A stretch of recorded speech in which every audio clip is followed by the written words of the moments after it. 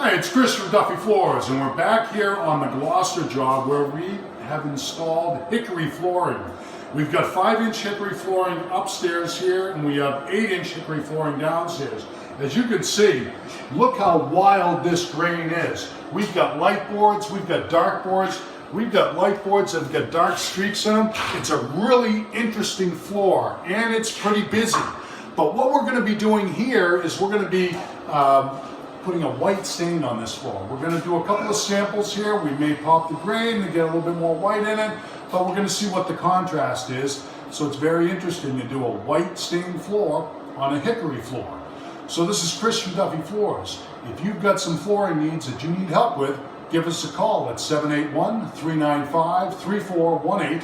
Or if you've got questions you'd like answered, you can go to my website at Ask the Expert and then book a time to consult with me. This is Chris from